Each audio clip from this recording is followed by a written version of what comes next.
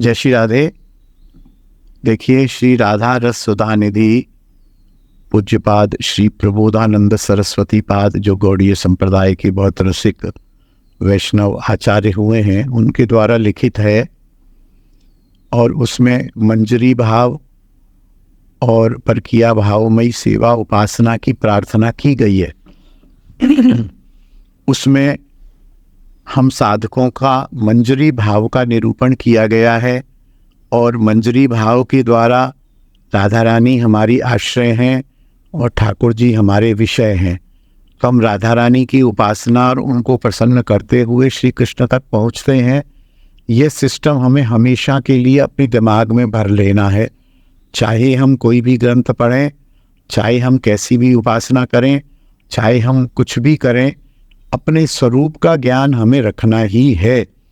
और अपना स्वरूप यही है कि हम एक मंजरी हैं, प्रिया जी हमारी स्वामिनी हैं, ललिता विशाखा आदि सखियाँ, गुरु रूपा रूप मंजरी आदि हमारी सीनियर्स हैं और इनके आश्रय में रहते हुए हमें प्रिया जी को प्रसन्न करते हुए युगल लाल के प्रिया प्रीतम के चरणारविंदों की प्रेम सहित सेवा करनी है। ये हमारा स्वरूप है। अब इस स्वरूप को तो ध्यान में रखना है।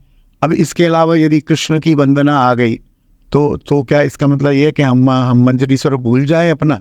नहीं, मंजरी स्वरूप तो ध्यान रखना ही है। वहाँ कृष्ण की वंदना हो रही है, हम सब मिलके प्रिया जी सहित मिलके कृष्ण की वंदना कर रहे हैं, कृष्ण का गुणगान कर रहे हैं। कृष्ण की कोई अलग से कहीं आप विदग्ध माधव ललित माधव पढ़ें तो उसमें ऐश्वर्य लीला आ रही है तो वो भी है, लेकिन हम कौन है वो तो हमें सदैव याद रखना ही है ना।